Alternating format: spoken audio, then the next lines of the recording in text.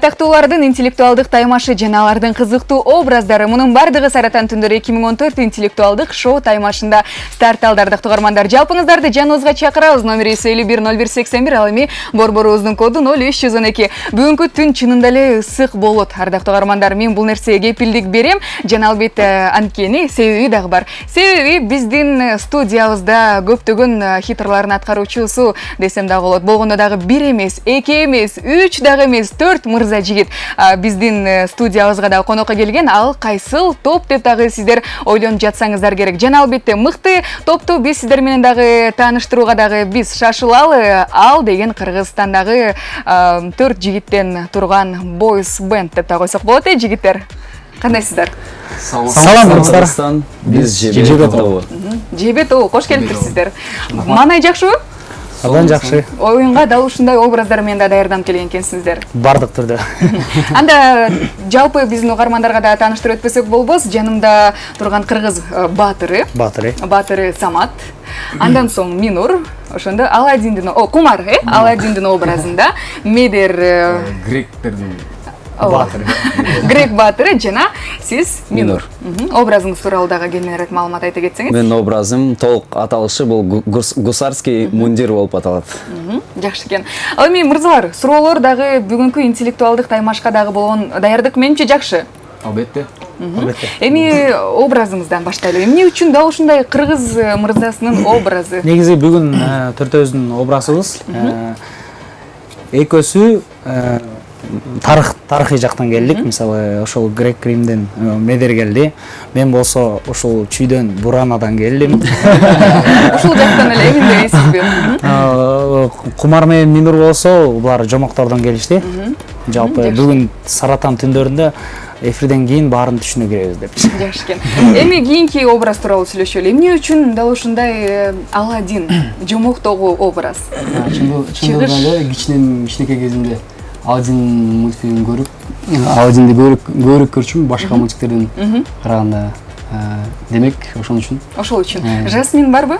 Жасмин азырынча сыр бар. Пока аду бар дейбиз. Эми Жасминди мүмкүн жаныңыздан көрүп каларбыз. Эми Медер, эмне үчүн древний гректердин жанагы воиндардын эмеси формалары мага өзүмө жагат ошол гректердин эмес стилдери. Менимче сиздин өзүңүздүн стилиңизге да жарашкан. Чачыңызга, жарашып турбу? Жарашкан. Ооба, менимче бул нерсени биз угармандардан да, көрөрмандардан да билебиз. Минур, эмне үчүн гусар? Анткени мен бул образ биринчи көргөндө эле мага жакты.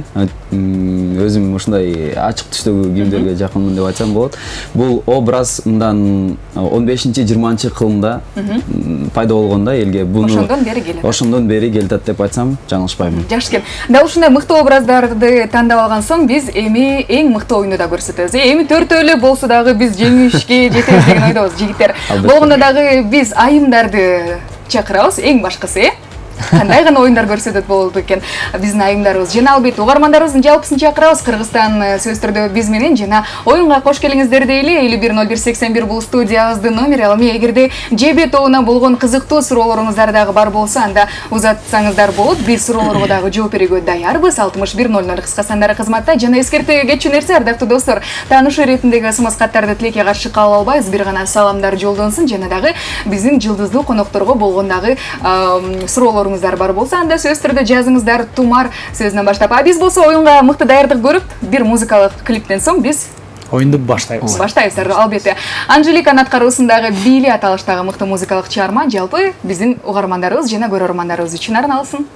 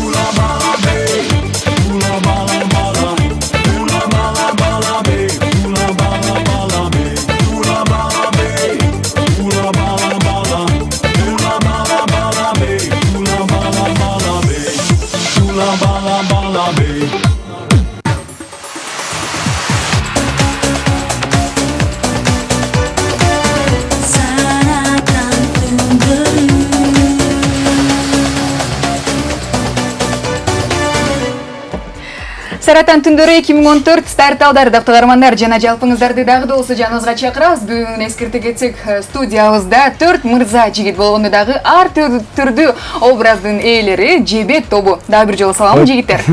Баатыр, Аладдин, Грек баатыры жана албетте дал ушундай ачык түстөгү кыздар мырза жигити. Кош келиңиздер. Ардактуу каармандар, 510181 бул студиябыздын номери, ал эми борборубуздун коду 0312. Бүгүн ким мыкты оюн көрсөтөт? Бул нерсени дагы биз билебиз. Балдар, шаңдырак отурабыз жана дагы ушундай чалуу келгенде биз сөз түрдө төргө өткөрөбүз угармандарыбыздан кийин. Бул биздин угармандар. Алло, саламатсызбы? Атыңыз? Элмира, катуураак сүйлөйсүзбү Элмира? Бир аз угулбай жатасыз? Сиздин үнүңүздү бир эмес 4 жигит уккусу келип жатканда. Элнура, сиз бизди көрүп жатасызбы же угуп жатасызбы? Көрүп жатсаңыз, анда мырзалардын образдарын да көрсөңүз керек, э? Элнура, сиз бир аз анча угулбай жатасыз, бизге бир аз катуураак сүйлөсөңүз жакшы болот эле. Байланыш бирок тилекке каршы болбой калды, ардактуу угармандар. Демек, кийинки угармандарды күтөбүз, көрөрмандар да чалсаңыздар болот. Жигиттер, менче сүрдөп кетти окшойт, биринчи угармандар. Кандай дейсиз? Балким. Мүмкүн кайсыл образдан сүрдөдү экен? Ал суроо, э? Алло, саламатсызбы? Угарманыбыз бар экен. Атыңыз? Кылым. Кылым, э? Саламатсызбы? Кош келиңиз, Кылым. Демек, оюнга даярбыз. Даярмын. Жигиттер менен учурашып алсаңыз болот? Саламатсызбы. Саламатсызбы. Жигиттер, эми оюнду биз баштайбыз, суроону беребиз. Кимиңиздер бересиздер? Мен берсем болот? Болот, албетте. Эң чоң селфиде канча адам катышкан? Мына ушундай азыркы замандын талабына ылайык суроо берилди. Убакыт кетти. Кылым, Аладдиндин суроосу сизге кандай болду экен? Селфи деген эмне экенин түшүнө эле калсаңыз керек, өзүн сүрөткө тартат. Ал ошол селфиде башкача айтканда бир камерага канча адам баткан экен? Убакыт кетти. Дүйнө жүз боюнча, э? Дүйнө жүз боюнча. Дүйнө жүзү боюнча. Дүйнө жүз боюнча эң чоң селфиде канча адам катышкан? Канча? 100 миң, э? Же 100бү? 100. Жок, 100 эмес. 100 миң. Тилекке каршы бул. Эми бул нерсе азбы же көп болуп калды 100 деген? Өтө эле Аз болуп калды. Өтө эле аз экен. Мына ушундай чоң багыт берилди. Жигиттер, өзүбүз да селфини абдан жакшы көрөбүз, э? Жок, 30 миң эмес, бирок Жакындап калдыңыз. жакын экен. Убакыт бир аз гана калды, Кылым. 40 миң. Жок, Жойып кетти. Болду. Жок, тилекке каршы убакыт аяктады. Кылым, бир жоопту айтыңыз. 35 миң. Жок. Тилекке каршы сиз менен коштошот экенбиз, ардактуу угарман. Жана албетте биз сизге Тармаңыз. Тармаңыз деле жана сизге кол чабуулар, анткени сиз бир упай менен алдыга дал ушундай ооба жакындады, бирок жоопту азырынча айтпайбыз жигиттер, анткени биз СМСчилер деген биздин командалар бар, анткени дал ушул угармандар же болбосо көрөрмандар азыркы учурда ойлонуп жатышса керек, ай бул деген суроону мен жообун билчүмүн да деп. Эгерде дал ушундай ойлонгон биздин угармандарыбыз жана көрөрмандарыбыз бар болсо, анда дароо сиз жөнөтсөңүз болот. Суроону дагы бир жолу кайталаңызчы, Аладдин.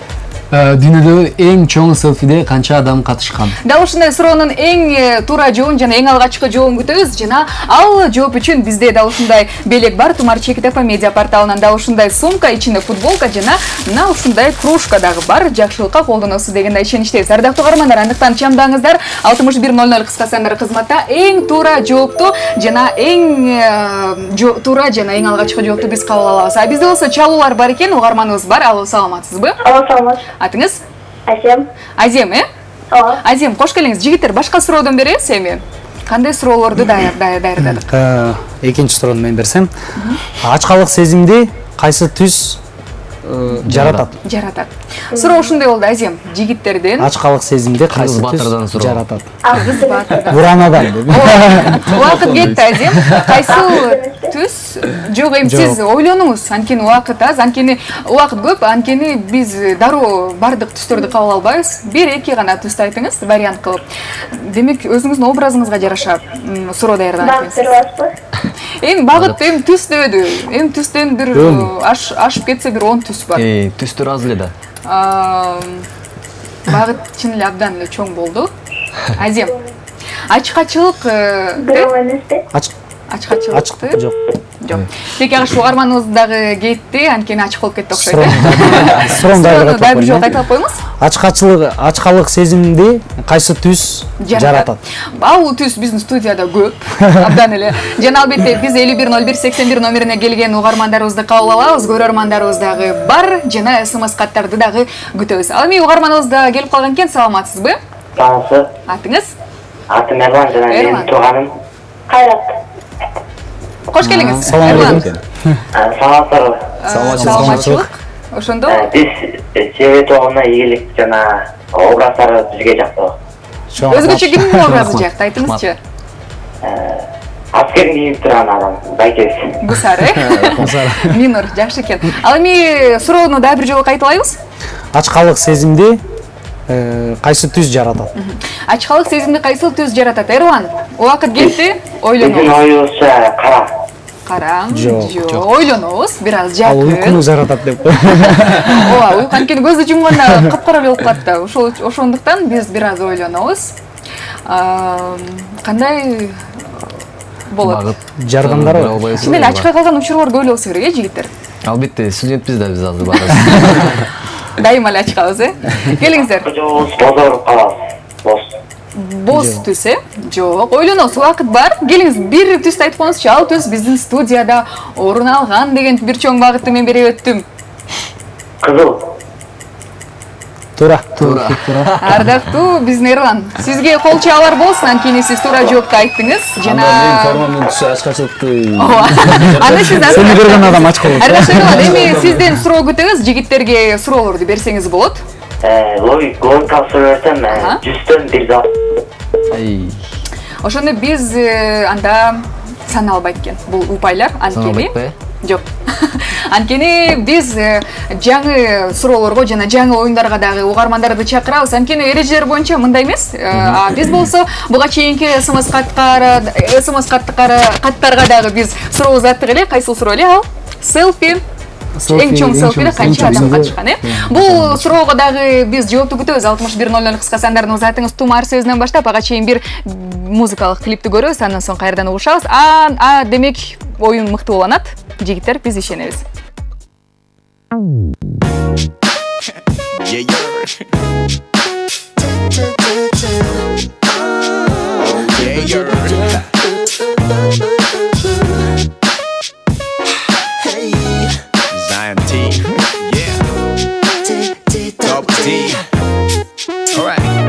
전화를 할까 말까 문자로 할까 시간이 너무 너무 늦었나 그녀는 벌써 잘가 오늘따라 밤이 너무 길어 문자를 썼다 고쳤다 하다가 지워 아쉬워 방금 보낸 문자가 답장을 기다리는 이 시간이 너무 길어 안절부절 못하는 내 모습이 안타까워서 약속도 없는 밤거리로 나왔어 뻥 터졌어 호르몬 두근거려 사춘기 중학생처럼 oh yeah 내 맘에 빨간 불이 켜져서 널 생각하면 이성은 꼼짝 못하고 얼어 제대로 털렸어 나 딱 걸렸어 나 너 진짜 감당하기 힘든 일을 벌렸어 나 브레이크가 고장난 에이톤 못 멈춰 이미 시동 걸렸어 넌 웃을 때 콧구멍이 커져 yeah. 그건 위험해 내 앞에 서면 yeah. 괜히 수줍게 허물정돼 그러고 보면 yeah. 내가 어떻게 너는 왜 항상 무표정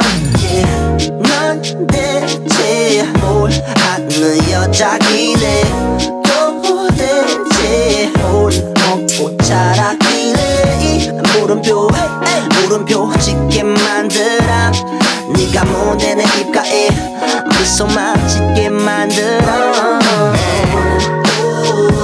말도 안 돼 제발 좀 그만해 줄래 너무 귀여워 나 어지러워 끌리는 것 이상으로 저걸 어째 뭔데 네 번째 손가락에 긴 반지 뭔데 나 대답 없고 스무고개 하자 할 수도 없고 나만 술래하기야 넌 내일 도망가기만 해 날 어쩔 셈이야 이거 허장 관리 아냐 날 잡던지 아님 내게 잡히던지 해줘 뿌리치던지 내게 안기던지 해줘 그렇게 묻지만 말고 얘기해줘 답답한 내 맘에다 너란 창을 내줘 넌 대체 뭘 하는 여자기네 궁금해 도대체 뭘 먹고 자라기네 물음표 짓게 만들어 네가 보내는 입가에 미소만 짓게 만들어 말도 안돼 제발 좀 그만해 줄래 너무 귀여워 나 어지러워 끌리는 것 이상으로 끌려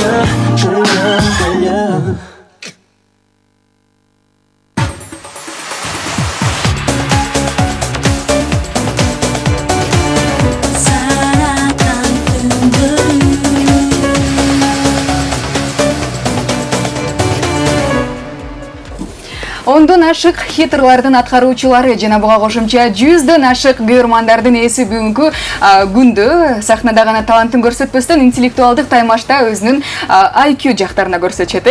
Кандай кыйын суроолорго жооп бересиздер. Бул тууралуу дагы биз сөз түрдө сөз кылып жаткан учурубуз анткени Тумар радиосуна жана Пирамида телеканалындагы Саратан түндөрүндө бүгүн жебе тобу конокто. Биз болсо дал ушундай чакыруу бар бизде. Жигиттер байкадыңарбы? Эми биз угарманыбызды кабыл алууга даярбыз. Саламатсызбы? Саламатсыздарбы? Саламатчылык атыңыз? Атым Гүлайым. Гүлайым, кош келиңиз. Жигиттер менен учурашып алсаңыз болот. Саламатсыздарбы? Саламатчылык. Гүлайым, сизге кимдин образы көбүрөөк жакты? Айта кетсеңиз.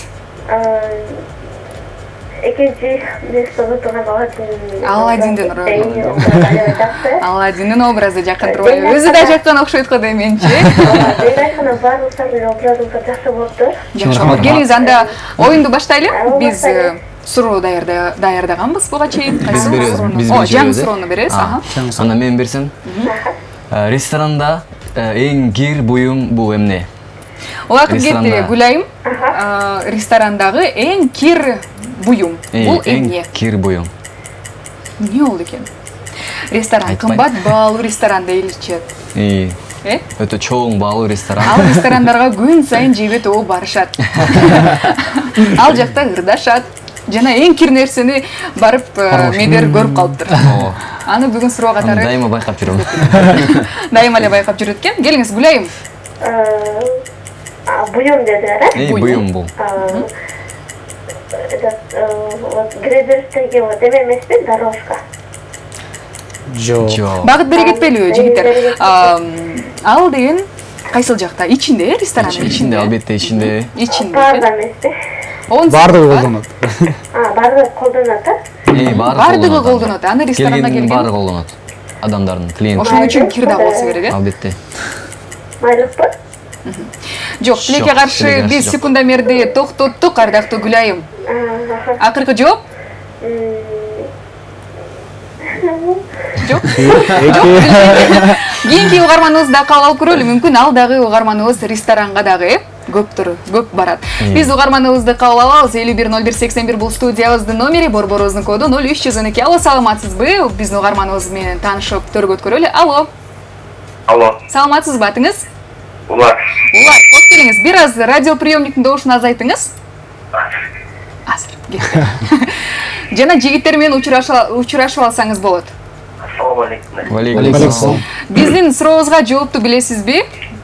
Жок, билбейт ким, бирок аракет кылабыз. Анда убакыт кетти. Келиңиз, ардактуу угарман. Уларга менден суроо болсун. Жок. Суроону дагы табыш элек. Жана суроону. Ооба. Ресторандагы эң кир буюм бул эмне? Бир аз бар. Буну ресторанга кирген кишилердин баары кармайт. Баары кармайт. Менчи жакшы багыт болду. Ал кандай түстө болот? Бул учурда кандай түстө? Ал Ар кандай түс? Бардык түстө. Кээде кандай? Стулдар эмеспи? жок. Стулдарды тазалап турушат, э? Стулга отурат, аны буюмду кармайт. Аны кармайт экен. Стулду ресторанга барып алып, сиз стулду кармай отурбайсыз да, туурабы? Апа отурасыз. Ошо чоңой багыт болуп калды го. Ооба. Келиңиз, сиздин бир жообуңузду күтөлү. Секундомер дагы бир аз убактысын азайтып баратат. Менимче кашык. Кашыкты жууп турушат да. 10 секунд убактыбыз бар. Келиңиз, ойлонобуз. Аны жууганда Оңой эле болбойт. нерсе. Дагы бир багыт. Багыт биз бердик. Кафелерде да бар десе болот. Кафелерде деле бар. Ооба. Дал ушундай нотада биз секундомерди токтоттук. Акыркы жооп. Акыркы жооп тилекке каршы жок, ардактуу угарман. Анда сиз менен коштошобуз жана биз жоопторду алуу үчүн СМСчилерге дагы кайрылат экенбиз. Сиздер болсо азырынча жоопту айтпай туруңуздар, э? Анткени биз туура жоопко жана туура эң алгачкы жоопко болгондо дагы дал ушундай белек берүүгө даярбыз. Тумар ЧКТФ медиа порталында баштыкча, ичинде футболкасы бар, кружкасы бар жана албетте бул белек жагымдуу белек болот деген дагы ишеничтебиз. Суроону да бир жолу кайталай кетсек? Суроо ресторандагы эң кир буюм бул эмне? Эң кир бул эмне? Эң кир буюм. Демек бул нерсени баардыгы колдонот. Бул нерсенин түсү ар кандай болот жана бул нерсени ресторанга келген ар бир адам колдонот, э? Сизге кол чабуулар, анткени биз СМСчилерге узаттык. Сиздер 2-0 эсебинде угармандарды утуп жатасыздар. Жана албетте биз туура жоопту күткүчөктү мыкты музыкалык чыгармага да кезекти беребиз. Ардактуу угармандар, көрөрмандар, ойгонуңуздар, анткени биз утулуп баратабыз угармандар. Жана жылдыздуу конокторубуз дагы утуп бара жатышат. Бул көрсөткүчтү өзгөртүңүз. Дагы бир жолу кайталаймын. 6100 кыска сандарына Тумар сөзүнөн баштап эң алгачкы жана эң туура жоопту узатыңыз. Алби биз жеңүүчүлөрдү бир музыкалык клиптен соң аныктайбыз. Чолпонай жана Арсенин аткаруусундагы музыкалык чыгармага баарыбыз көңүл бөлөбүз.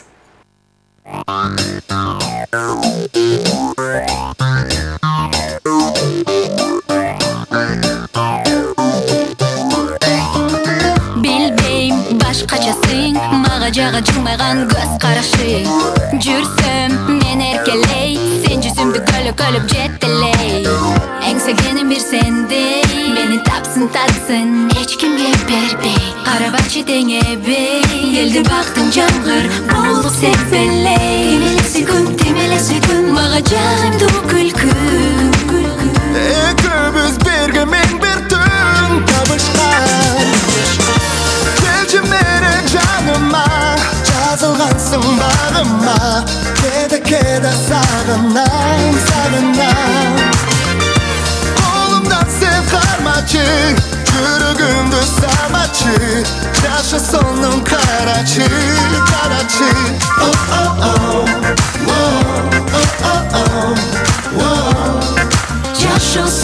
Жаша сонун карачы.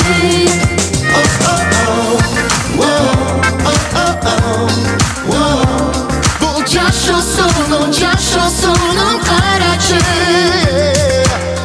Таттуу кыялдарым, сага деген ойлорум тыя албадым. Таптым сүйүү багын, колум сунуп сүйүү жолун арнадым.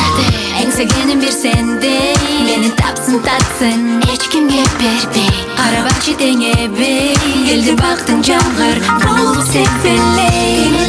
Темеле сөйкүм мага жагымдуу күлкү. Экөөбүз берге мен бир түн табышка. Келчи менен жаныма, жазылгансың багыма. Кеде сагынам, сагынам. Колумдан сен кармачы, жүрөгүмдү самачы. Жаша сонун карачы, карачы.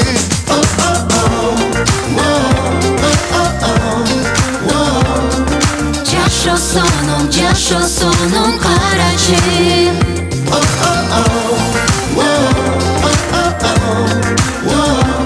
Бул жашо сонун карачы.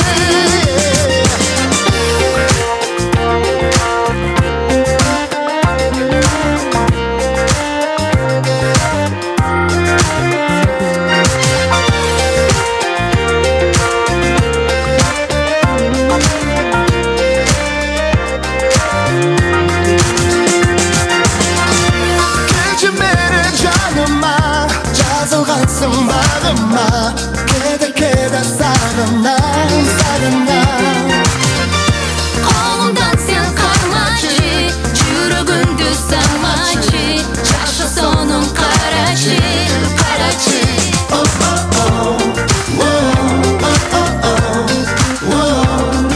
Жашо сонун карачы.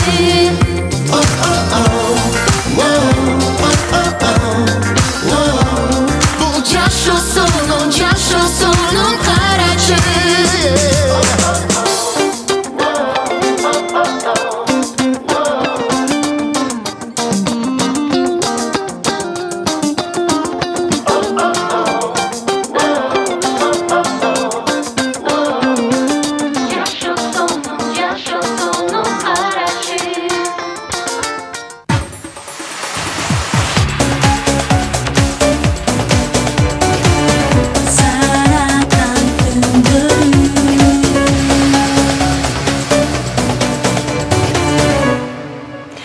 Азыркы учурда 2-0 эсебинде ЖБТО алдыңкы орундарда келе жатат. Ардактуу армандар, бул көрсөткүчтү өзгөртүүгө шашылыңыздар. Номери 510181, борборубуздун коду 0312. Жана албетте мыкты оюндарды, мыкты суроолорду жана мыкты образдарды сиз Саратан түнөрү 2014-тө гана көрө аласыз. Ардактуу армандар, жана биз буга чейин суроо берип өттүк элек. Ардактуу жигиттер, селфи, эң чоң селфиде канча адам катышкан э? Бул суроого биз азырынча туура жоопту кабыл ала элекпиз. 30 000, 33 000 деп та келүүдө, а бирок ошого жакыныраак э? Бир аз гана багытты жана бир аз гана ойлоно койсок, албетте ардактуу армандар, жана эң алгачкы жана эң туура жоопту биз сиздерден кабыл алууга даярбыз. Жана буга чейин биз ресторандагы эң кир буюм деген суроого биз жоопту күттүк элек. Жана эң алгачкылардан болуп бизге жөнөткөн угарманыбыз бар экен. Ал деген биздин угарманыбыз 9000 номер менен аяктаган абонент узаткан экен. Меню деп узаткан экен. Туура жигиттер. Анткени биз болсо Тумар Чекитов медиа порталынан да ушундай баштыкчаны берүүгө даярбыз. Чынында эле меню, бизде болсо көптөгөн да варианттар келген экен. Салфетка дейт, туткуч дейт, көптөгөн айтор. Эң алгачкылардан болуп дал ушул угармандардагы сөзсүз түрдө бизден белекти дагы алышты. Дал ушундай белек ээ болууну кааласаңыздар, ардактуу угармандар, берилген суроого эң алгачкылардан болуп жооп бериңиз. Бизде болсо чалуу бар. Дал ушундай чалуубуздан соң биз угарманыбызды кабыл алабыз. Саламатсызбы? Алло, саламатсызбы? Саламатчылык, атыңыз? Диана. Диана, кош келиңиз. Сиз бизди көрүп жатасызбы? Көрүп болуп жатам. Анда жигиттер менен учурашып алыңыз. Саламатсыздарбы? Саламатчылык. Кайсыл образ жакты сизге? Ошондон баштайлычы, Диана. Самат Байкенке. Самат Байкен, кыргызымдын баатыры, э? Азаматсыз, келиңиз анда оюнду баштайлы, жигиттер. Кандай суроо бар? Суроо азыр. Диана, менден сизге суроо болсун. Уйду эмнеге сайт? Уйду эмнеге сайт? Мына ушундай суроо, убакыт кетти, Диана, ойлонобуз. Уй барбы үйдө? Жок. Айылда барбы?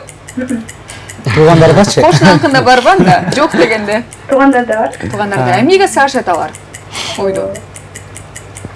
Убакыт аз. Менимче логикалык суроо бул, э? Логикалык суроо. кандай экен? Жок, сиздин үйдө уй бар окшойт, ошон үчүн ошондой Биздин үйдө айылда уйлар көп. Көп, Анда дагы өзүм эле сагышым ойларды. Кантип сайт элеңиз? Кантип эле? Чакан. Жакшы экен. Мына ушундай жооптор болууда биз тарапта. Келиңиз. Муну кыздар билбесе уят кодойм. Жок, кыздар билбесе эмес да, бул жерде логикалык суроо болот да. Эмнеге сайт? Süt alış için. Süt alış үчүн сайт. Сиздин акыркы жообуңуз. Süt alış үчүн сайбы? Жок. Жок. Süt alış үчүн сабайт. Балким дагы бир жол. Бир шанс. Беке каршы убакыт аяктады. Шанс да бере албайбыз, саман.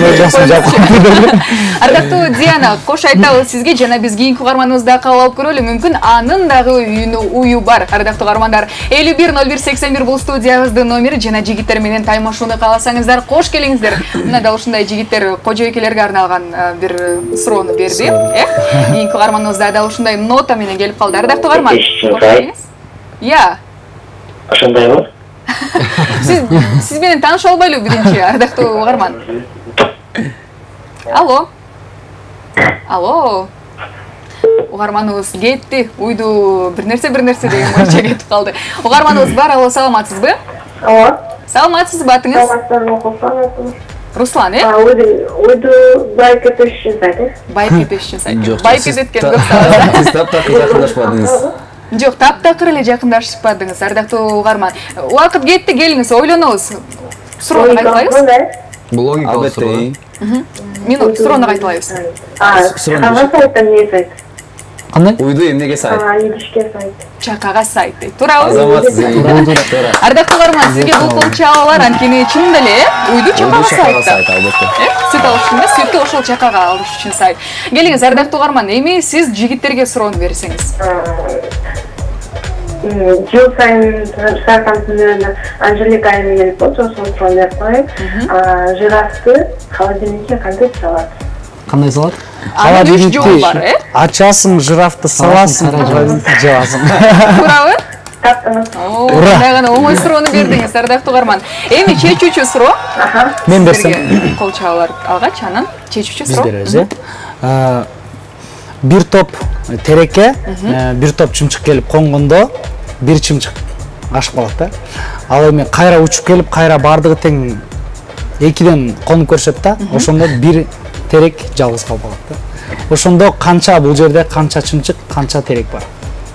Мына ушундай экен, ардактуу угарман, келиңиз ойлонобуз. Бир топ терек. Бир топ терек бар. Бактар турат да, бир нече терек, бир нече терекке, бир нече чымчыктар келди. Конду. Санын билбейбиз. Ар бирөөнө бирден конду. Ар бирөөнө бирден конду. Ар бирөөнө бирден конгондо бир чымчык ашып калат. Анан кайра баары учуп келип, бардыгы кайра ар бир терекке экиден конуп көрсөт. Ошондо бир терек жалгыз калат. Мына ушундай. Алгач бир чымчык калып калат экен, ашып калат. Ал эми экинчисинде экиден конгондо бир тал терек жалгыз калат. Ошондо мен канча тал калган санын айтам. Канча чымчык болгон бар? Бир тал, бир чымчык бар. Жок. Жок, калган. Ошол жерде канча тал, канча чымчык болгон. Андан бир оор суроо берип койдуңуз, биздин угармандар ойгонуп да кетишсе керек. Канча андай айтпадыңыз ба, канча? Эми оюңузга келген бир санды айтып көрүңүзчү, мүмкүн дал келип калар. Багыт берип коюңузчу. Жок, багытты бере албайбыз. Акыркы жоопту айтыңыз андан көрө. 3 дейт. Жок. Жок, тилекке каршы сиз менен коштошобуз. Жана албетте мыкты оюнду биз улантабыз. Жана кол чабууларды сизге арнайбыз. Анткени 3-0 эсебинде алдыңкы тепкичке чыктык. Биз жоон айтпай турабыз, ошондо. Биз жоон айтпай турабыз, ардактуу угармандар. Биз буга чейин дагы суроону бере өттүк элек. Селфи деген бир түшүнүктө канча эң чоң селфиде канча адам канча адам бар? Канча адам бар дегенде бизге жооп дагы келген эмес экен. 39.000 деп узатышкан экен. 38.000 деген экен, жок тилекке каршы көбөйүп кеткен, Анда сиздер туура жоопту күтөлүчү. Абадин сиз бергенсиз туура жоопту. Эң чоң селфиде 36.000 адам катышкан. Бир аз гана калган экен, ардактуу угармандар. Эми болсо биз кийинки суроону дагы СМСчилерге беребиз. Ал суроо бул мындайча жаңырат. Сурообузду дагы айтылаңыз эми. Канча тал, канча чымчык бар? Буга чейин биз суроону түшүнүп өттүк элек. Бир топ тал турат. Бир топ тал турат. Ал ошол талга бир топ чымчык келип конот. конгондо бир чымчык жалгыз калат. Ар бир талга бирден конгондо. Анан кайра учуп келип бардыгы тең экиден конуп көрүшөт. Кайра келишти. Айланып экиден конуп көрүшөт. Ошондо бир тал жалгыз калат. Мына ушундай суроого биз жоопту күтөбүз, ардактуу каармандар. Эң туура жоопту жана эң алгачкы жоопту сиз тараптан күтөбүз. Жана мындай белекей болууну кааласаңыз, анда эң туура жоопту гана узатып коюңуз. СМС катты узатып 6100 стационар кызматта Тумар сөзүнөн башталган СМС катты узатыңыз дагы белектерге ээ болуңуз. Ал эми ардактуу каармандар жана көрөрмандар, жалпыңыздарды жаныбызга чакырабыз. 3-0 эсеп бул эмне, ардактуу каармандар? Жана албетте мыкты СМС каттарды күтөбүз. Биз болсо жаңы клиптин премьерасына дагы көңүлүбүздү бөлсөк, өзбек ырчысы Райхондун аткаруусундагы мыкты музыкалык чыгарманы биз жалпы кыргыз элине дагы сунабыз. Алгачкы болуп сиз бул клипти көчүрүүнү кааласаңыз, анда Борбор Азиядагы биринчи медиа портал Тумар Чекит ФМге кош келиңиз.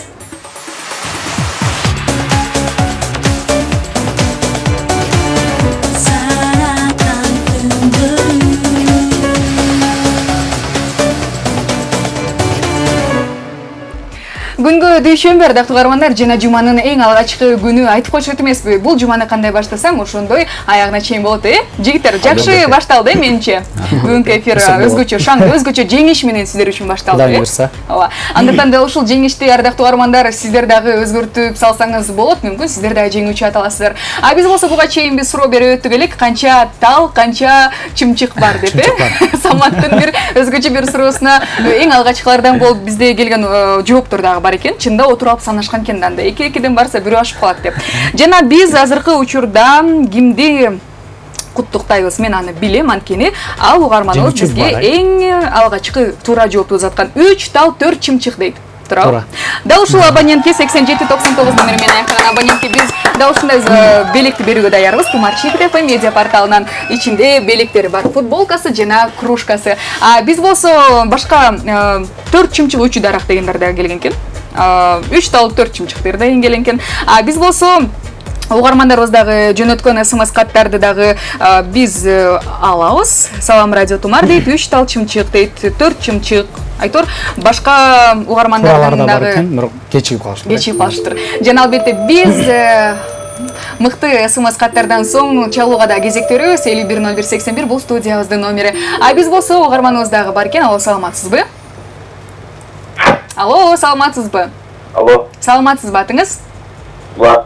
Улар, Кош келиңиз, Улар. Суроолорго даярбызбы оюнга?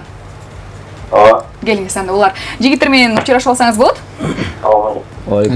Келиңиздер, жигиттер, шаңдуураак отурабыз да жана суроого дагы кезек беребиз. Өзгөчө суроолор барбы? Суроо берели? Ооба. Талдардан эмес бирок, Талдардан эмес. Мен суроомдай кичине күлкүлүү болсун. Тамашалуу, логикалуу, тоок, кадимки эле тоок. 3кө чыккандан кийин эмне болот? Убакыт кетти, Улар. Тоок бар да үйдө. 4кө чыгат. Жок, 4кө чыгат да. 4кө чыгат. Жок, 4кө чыгат да. Ошондо эмне болду? Туура жооп айттыбы? Туура жооп айттым. Туура, Улар, сизди куттуктайбыз. Жок, ошондо мен туура чыгат. Ардактуу Улар, келиңиз, эми сизде чоң мүмкүнчүлүк бар. Эми суроону сиз жигиттерге узатыңыз. Мадагаскардын борборун айтып бергенчи. Убакыт кетти, Мадагаскардын борбору. Мадагаскар деген мультикти көрсөңүз. Мадагаскардын борбору. Өзгөчө ошол мультиктеги төрт адамга.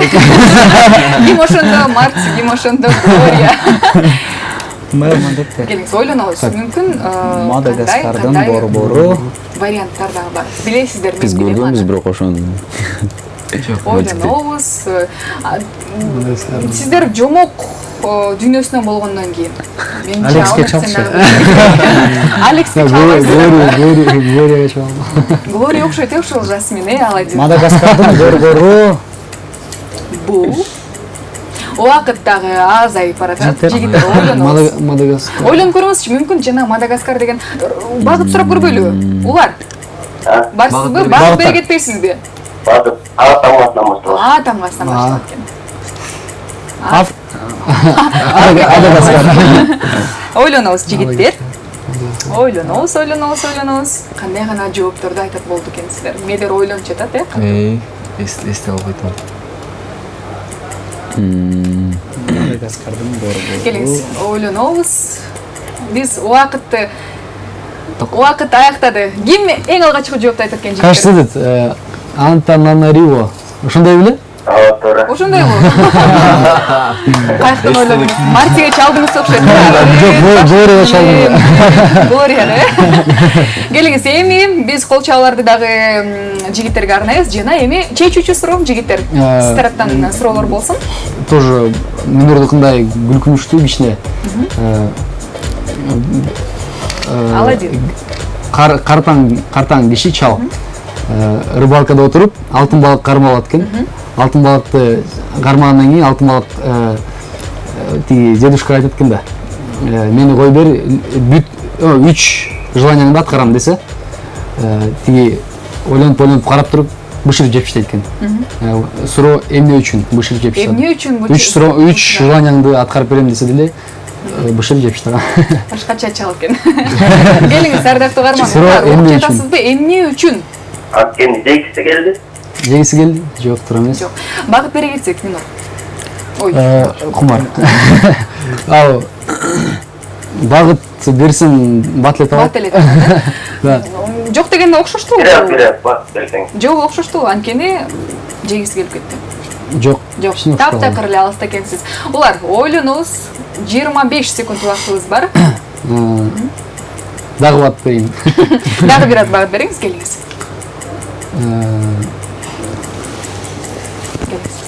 Дагы багыт берсем, батлет алат. Жеңил болот. Демек, суроону түшүнсөңүз керек. Эмне үчүн чал алтын балыкты кармалаган соң аны сурануусуна карабай, аны алып салды, жеп салды.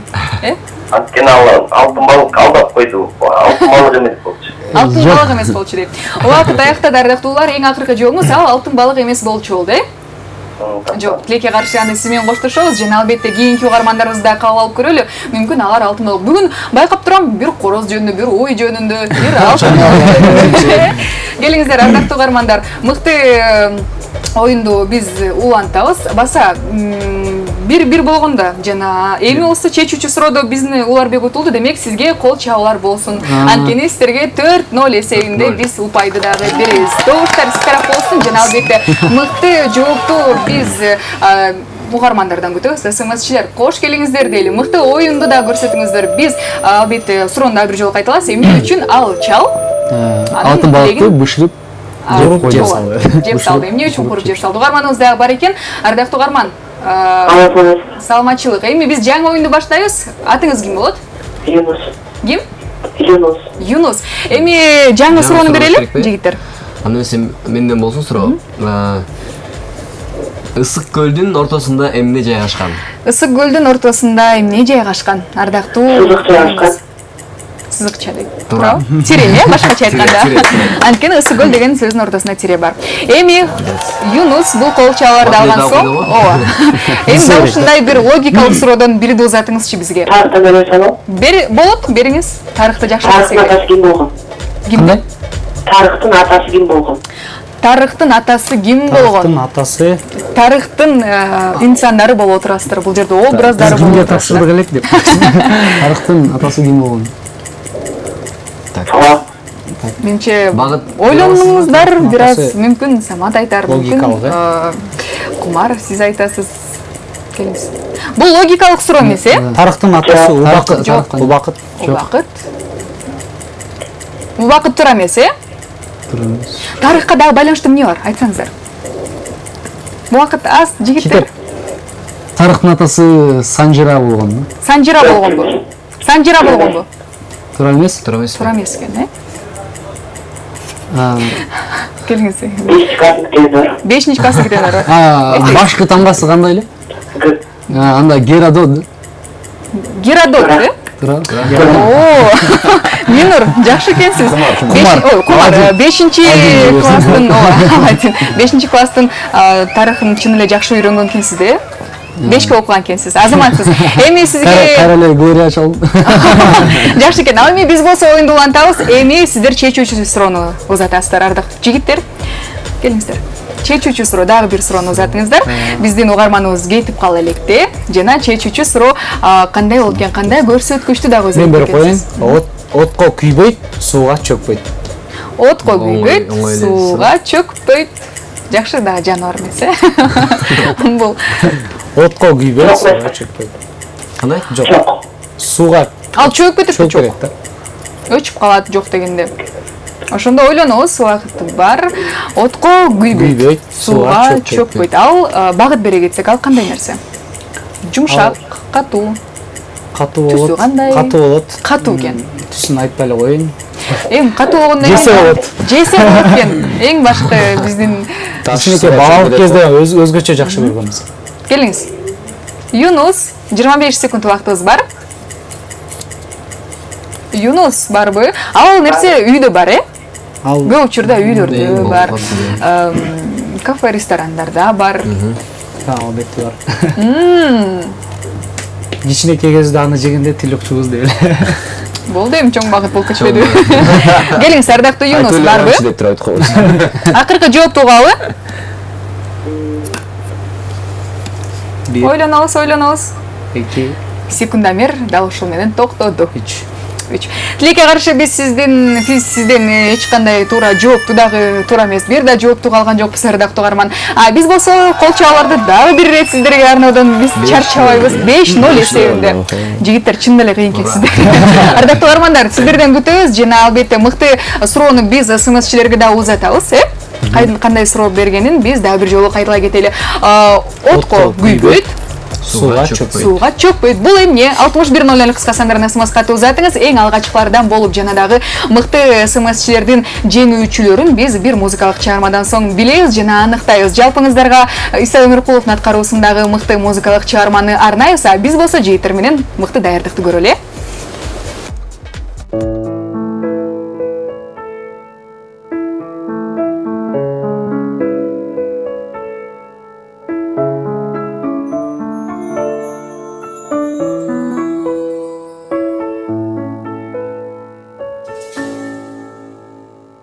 Көзің жағылса шамдай, кантип сага коюмун барбай, сүйгөн үчүн дүйнө бүтүн керемет кандай.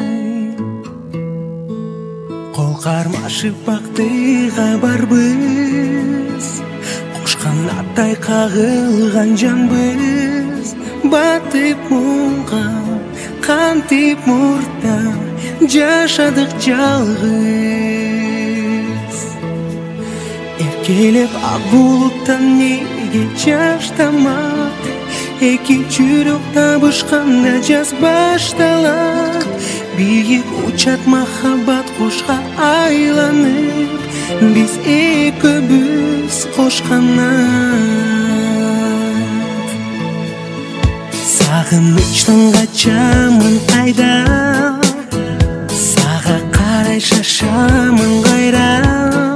Сүйбөгөнгө, күйбөгөнгө бар бекен айла. Жамгыр жаса койбогум келбей, жалындаган жан барбы мендей. Карамына толкудум гүлдөй. Эркелеп ак булуттан неге жаш тамат, эки жүрөк табышканда жаз башталат. Бийик учат махаббат кушка айланып, биз экөөбүз кошканат.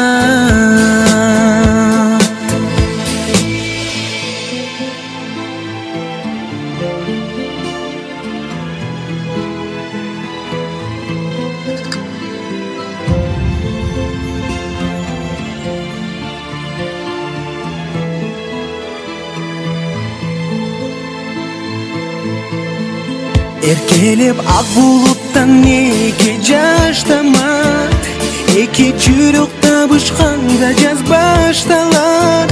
Бийик учат махаббат кушка айланып, биз экөөбүз кошканат. Элесиң жүрөгүмдө дайым сакталат, эки жүрөк табышканда жаз башталат. Бийик учат махаббат кушка айланып, биз экөөбүз кошканат.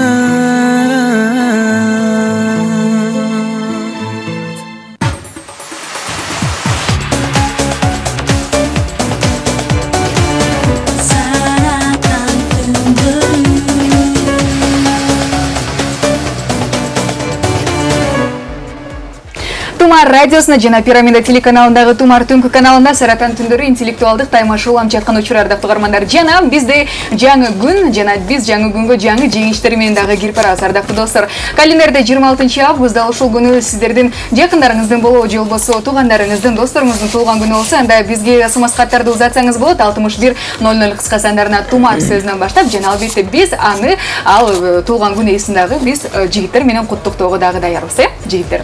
Жана узатсаңыздар болот 6100 кыска сандарына жебе тобуна болгон чыгармачылыкка тилектериңиздер бар болсо же суроолор бар болсо жигиттер. Ооба. А биз болсо СМС кат келген экен, туура жоопторду дагы биз айтууга даярбыз. Буга чейин эмне үчүн чал алтын балыкты жеп салды деген Аладдиндин дагы жообу болду эле, суроосу болду эле жана алардын варианттары көп экен. Курсага чыгылчу дейт, жок максаты алтын балык жеш болгон дейт. Жана эң алгачкы туура жоопту бизге 8256 номер менен аяктаган абонент узаткан экен. Анткени ал чалдын кулагы укчу эмес деген экен. Өзгөчө жооп болду ардактуу армандар. Жана бул сумканы жана ичиндеги баштыкчаны, ичиндеги кружканы, футболканы биз сизге берүүгө дагы даярбыз ардактуу армандар. Жана албетте кийинки жеңүүчүбүз дагы бар. Ал сиздин сурооңуз болчу. Эмне үчүн? Эмне үчүн дебенби?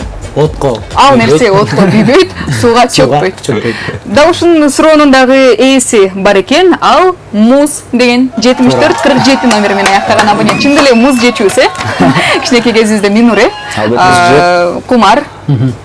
Келиңиздер, эми оюнду улантабыз ардактуу армандар. Жаңы саатта мүмкүн кандайдыр бир өзгөрүүлөр болор. Биздин студиябызда чалуулар дагы бар. 510181 номерине келген. Ал саламатсызбы? Алла саламатсыз. Саламатчылык атыңыз? Саламатсызбы? Клара. Учурашып алсаңыз болот мырзалар менен. Саламатсызбы? Саламатчылык. Оюнга даярбыз, Клара? Келиңиздер, эми суроону ким берет экен? Кумар ойлонгону келди. Биздин туура жооп бергичибиз. Суроону берер эле. Сен бересиң? Кларага суроо. Клара, сиз мектепте окуйт болушуңуз керек. Экиге экини кошосуз жана көбөйтөсүз. Канча болот? Убакыт кетти, Клара. Дагы алты. Туура болду. Эмне үчүн 6? Анткени башта көбөйтөбүз, анан кийин кошобуз. Алгач көбөйтүү амалын аткарабыз, туурабы? Азаматсыз. Азаматсыз. Экиге экини көбөйтсөк 4 болот, плюс 2 6. Математикадан абдан жакшы экенсиз. Эми Клара, сизде үмүтүбүз чоң. Суроо бериңиз. Бир кишиге 100 жашка, бир киши 100 жашка толуптур. Бирок туулган күнүн 25 гана жолу белгилептир. Эмне үчүн? Эмне үчүн? Суроо берилди, жооп оңой эле менчи. 25 жолкусунда акчасы болсо керек да. Калганда үйдө отурду, Калганда үйдө акчасы жок. Мен бираз билип баратам. Эмне үчүн ал 25 жол өткөргөнүн? Эмне үчүн 25 жол өткөргөнүн? Ойлонуңуз. Туулган күнүңүздөрдү сиздер жыл сайын өткөрөсүздөрбү? Жыл сайын эмес. Кээде, Кээде. Биз ошондо ойлонобуз, мырзалар. Самат ойлонобуз. Мүмкүн жеңилип да калаттырбыз. Мүмкүн жаңы саатта көрсөткүчтөр да өзгөрөт. Клара, багыт бере албайсызбы? Келиңиз, багыт берели? Бул багыт десене бирок жол катта. Бат эле алышат, мырзалар? Жок, кичине ошентсе деле кичине. Сиздерде бат эмесчи? Ал киши кайсыл айда төрөлгөн? Жок дегенде багыт ушул нерсеге. Мен эгер айын айтып калсам табасыңар. Мезгилин айтып коеюн. Бул кыш мезгилинде. Кыш мезгилинде 3 ай бар демек. Ошондо демек ал киши февралда төрөлгөн го дейм. Канча? 29-да. 29-да. Туурабы? Туура. Азаматсыздар, ардактуу жигиттер. Эми биз суроону дагы берүүгө даярбыз, Анда мен берейин. Клара, бул буюм жансыз нерсе, бирок анын 5 бармагы бар. Бул эмне? Өзгөчө суроо экен. Клара, анын 5 бармагы бар экен, бирок ал жансыз экен. Жансыз нерсе. Перчатки? Ох, 5 бармакпы же. Азаматсыз убакыт эми гана кеткенде биз ардактуу угарман сизге упайды беребиз. Кол чабалар сизге болсун, анткени сиз көрсөткүчтү өзгөрттүңүз. Анткени туура жооп менен биргеликте сиз мындай белекке дагы ээ болдуңуз, Клара. Матчекиде медиа порталынан, жигиттердин колунан сөздөрдү аласыз. Ичинде белектери дагы бар. Клара, бирок бизди уталып го дейм. Биз чечүүчү суроо болду. Бир болуп атпы. Чечүүчү. Жок, эми угармандарга эң алгачкы добушту берди, эң алгачкы упайды алып келди. Клара, куттуктайбыз. Жана албетте сизге чоң ыраазычылык билдиребиз. Биз болсо мыкты оюнду да улантабыз, жигиттер. Албетте. Эгерде мырзаларга болгон суроолоруңуздар, ардактуу достор, бар болгон болсо, анда узатсаңыздар болот.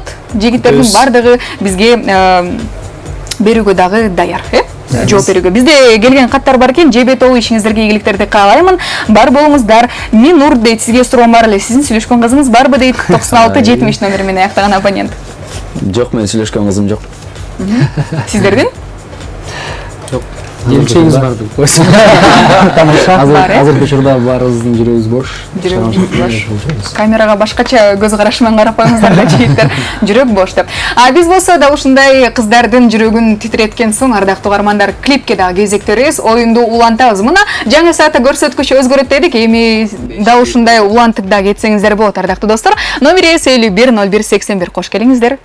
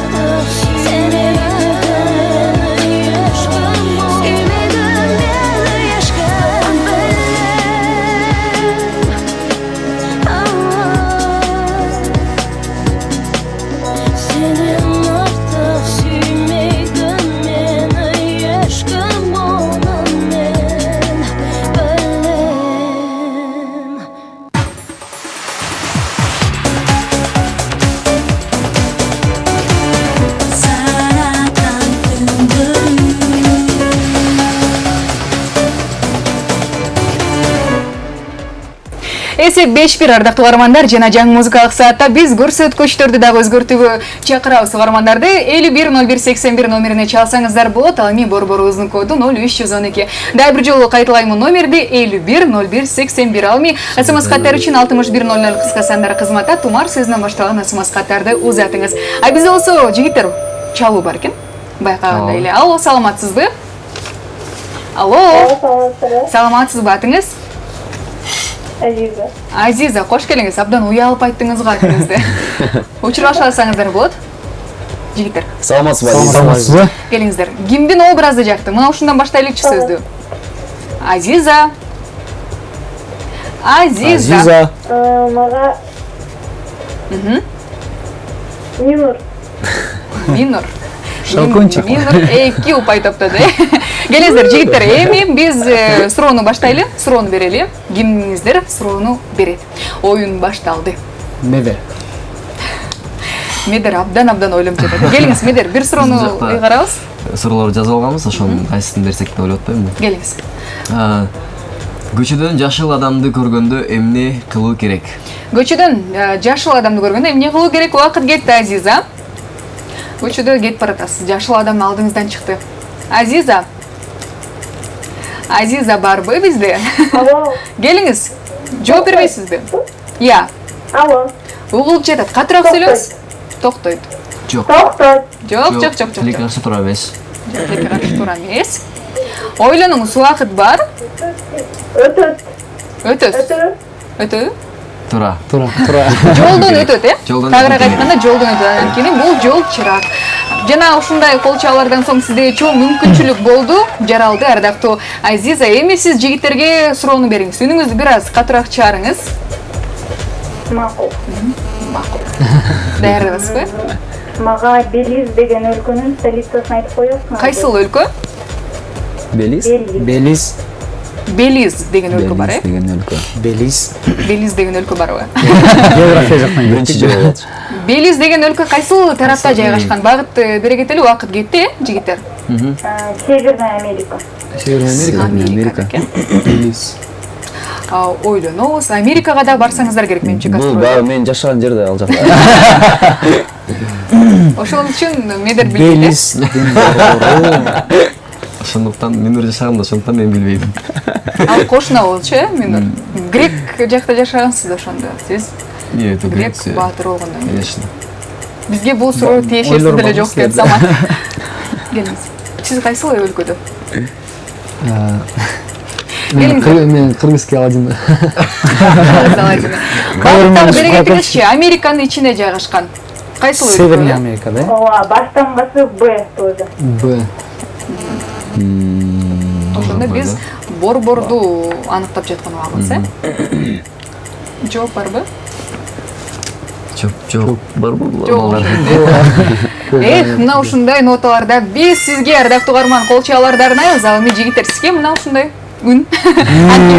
Анткени биз жеңүүнү дагы угарманыбызга бердик. Ардактуу Азиза, сизди куттуктайбыз жана бул белекти дагы берүүгө даярсыз. Анткени сиз эң алгачкылардан болуп дагы бир упайды коштуңуз. 2-5 эсебинде азыркы учурда баары бир жигиттер алдыда. Ардактуу угармандар, ал эми СМСчилерди дагы даяр туруңуздар дейли. Анткени мыкты башкача айтканда мыкты эсепти жана мыкты белектерди сиздер алууну кааласаңыздар, анда 6100 кыска сандар кызматта келген каттар бар экен. Кумар, мен сизди сүйөм, баарыңыздардын образыңыздар жакты, ийгилик каалайм деп 96-99 номери менен айткан абонент жазаткан.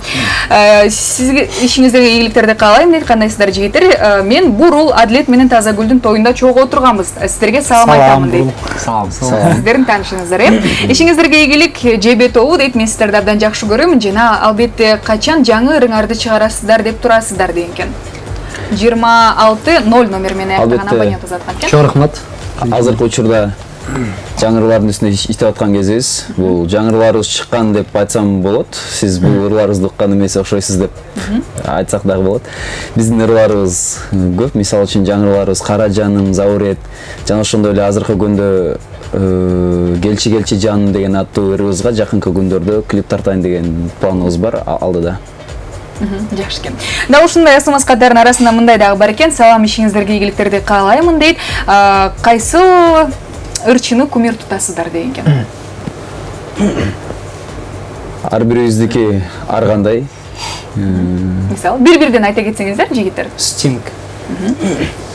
Аладдин. Мен өзүм жакшы көрөм дейсизби? Келиңиз. Көп, Айтор? Да, көп болот. Сиз? Меники деле көп анда айткандар. Анан ошолордун арасынан группа Blue деген топ жагат, э? Ишиңиздерге ийгиликтерди каалаймын. Атым Нуриза дейт. Мен сиздердин ырдап берүүңүздөрдү өтүнөмүн деген кен. Мыкты популярдуу ырлардан дейт. Биз бир чалуудан соң, угалы, андан соң ырдайлы. Башкача айтканда. Элиңиз угарманыбыз дагы бар экен. Алып саламатсызбы? Саламатсыздар. Атыңыз? Атым Гүлнар эже. Гүлнар эже. Саламатсызбы? Гүлнар эже. Саламатсыздар балдар. Келиңиз, Гүлнар эже. Эми оюнду баштайбыз. Даярбыз, э? Кайсы образ сизге өзгөчө жакты? Айтыңызчы. Баары эле жакты. Баары жакты. Гүлнар эже, бир аз радиоприемниктин добушун азайта алсаңыз, бизге дагы бир аз тоскоол болот. Тейлинен. Эми жигиттер, суроону беребиз Гүлнар эжебизге. Кайра мен берейин. Бир жылда 12 ай бар. 12 айдын кайсынысында 28 күн бар? Мына ушундай суроо болду. Келиңиз, убакыт кетти. 12 ай бар. Гүлнар эже. 12 ай бар экен.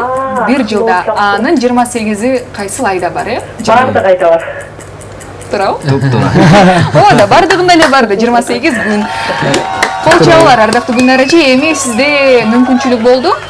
Жигиттерге суроо бериңиз. Мен кандай суроо берерин да билбейм, там бир суроо берип көрөйүнчү. Жеңилирээк. Карыган кемпир. Бир эле жолу, бир жол эмес, бир убакта эле кыз болот экен. Кайсы убакта? Ал карыган кемпир бир убакта кыз болгону бул 4 күнүнө барганда кыз болот. Жакшы экен. 4 күнгө көп барабыз, алдыда. Жигиттер, сизге да ушундай кол чабуулардан соң эми чечүүчү суроону узатыңыздар. Гүлнар эже күтүп жатат. Мүмкүн Гүлнар эже утсын десеңиздер, анда жеңилирээк суроо бересиздер. Утулсын десеңиздер, анда ойлоно турган суроолор барбы, жигиттер? Самат, Аладдин. Гүлнар эже, адам баласында канча кан тамыр жана ошондой эле канча мүчө бар? Биология, анатомия. Убакыт кетти. Гүлнар эже, эми санайбыз отуруп алып. Колду алабыз, бутты алабыз, Айтор. Келиңиз, туура жоопту бергенге аракет жасайлы. Багыт барбы, жигиттер? Багыт бул анын так саны бар, Так саны бар. Так саны барбы? Кызсыз деле көрбөптүрмүн, бирок адам баласында кан тамыр жер шарынын 3 жол айланса болот деп атпайбы бир адамда. Ай. Негизги кан тамырларбы? Негизгилери. Вена, аорта. Жок, сиз ошону эле санын айтсаңыз болот. Сан эле, бирөө, экөө, 10бу, Айтор? Туура жоопту күтөбүз. Секундомер токтогуча. 3 кан тамыры бар окшойт да, 12 мүчө бар окшойт, Ошондойбу? Бир аз жакын, Бир аз жакындадыңыз. Дагы бир вариант. Убакыт бирок аяктады. Эң акыркы жообуңузду угалы,чы? 4 кан тамыр, 12 мүчө бар. 4 кан тамыр. Жок, Сиз аябай эле жакындап атасыз бирок. Ооба.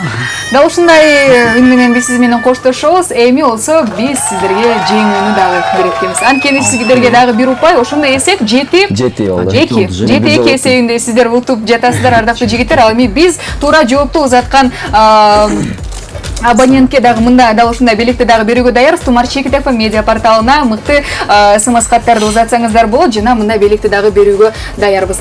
Биз болсо туура жоопту күткүчөктү ардактуу каармандар. Суроолор боюнча кыргыз элибизге, жалпы угармандарга, көрөрмандарга сиздер үчүн санат ыры. Жок, азыр биз бир музыкалык чыгарманы тыңдайбыз. Аны сиздер суроону кайталап коюңуздарчы. Канча кан тамыр? Адам баласында канча кан тамыр жана ошондой эле канча мүчө бар?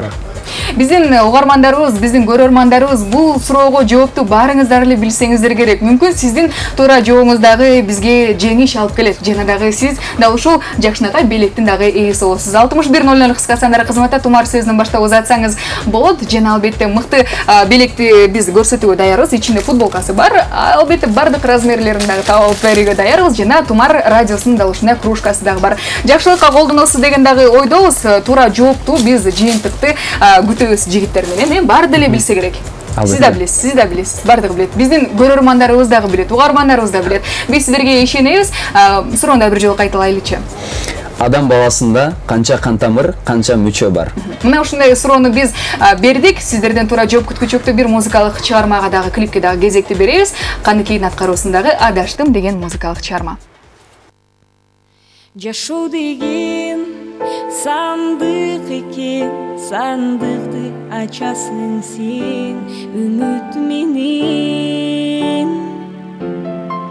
Жашоомдун ар түрдүү кырдаалын мен бүгүн сага айтып берем. Ичтен сызып сыртыман күлөмүн, эмне себептен өзгөрүлдү өмүрүм.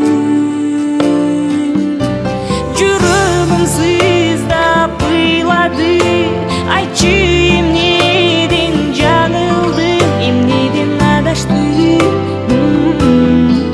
эмнеден жаңылдым. Жүрөгүм сыздап ыйлады, күткөнүмдөй болбой калды, эмнеден адаштым, эмнеден жаңылдым.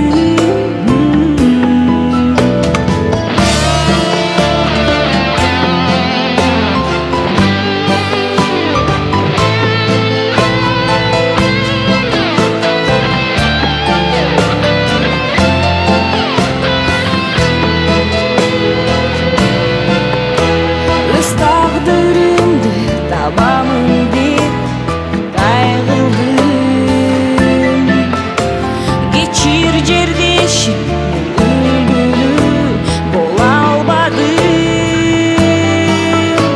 Бирок мага күндүн нуру жетпей кетет. Ата журттун жылуулугун эңсеп келем. Жүрөгүм сыздап ыйлады, айтчы эмнеден адаштым, эмнеден жаңылдым, эмнеден адаштым. Жүрөгүм сыздап ыйлады, айтчы эмнеден адаштым, эмнеден жаңылдым, эмнеден жаңылдым. Кара түндө жарык издейм, адашсам да.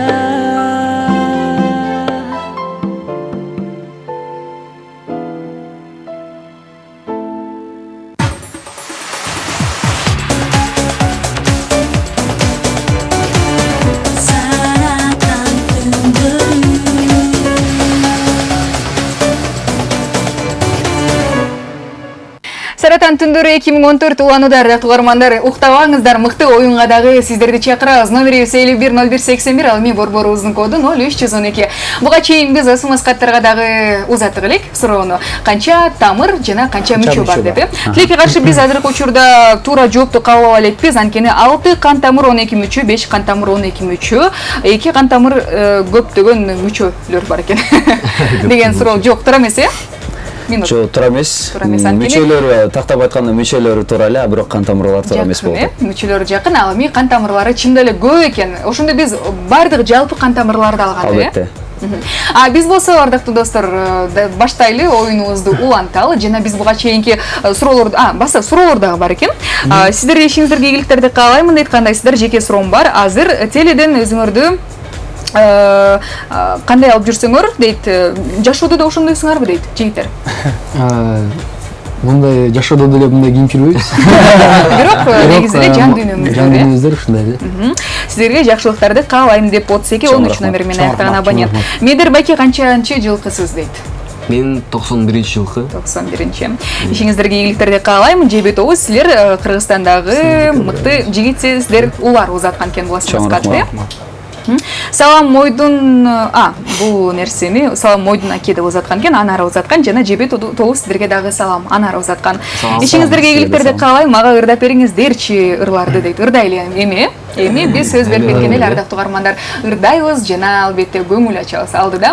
Келиңиздер, кайсыл музыкалык чыгармага биз кезектөбүз? Биздин эң жакшы көргөн ырларыбыздын бири бул Санатыр деп аталат. Популярдуу да ырларыбыз, ошолорубуздан бир шиңгел. Шиңгелден калоочуларды кара жол чакырабыз жаныбызга. Келиңиздер. Бүгүнкү биздин каармандар, жомок каармандар. 3, 4.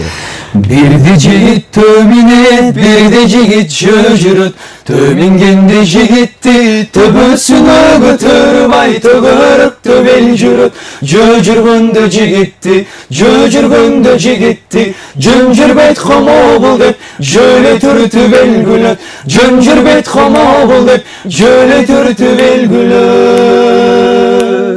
Asqar tonun etegi barıp şak bolot. Bir atanın balları altı tuğan bolsa da kattaşpasa jat bolot. Ağayningdi jaman dep tuğan kaydan tabılmak. Argımaktı jaman dep ay budan kaydan tabılmak.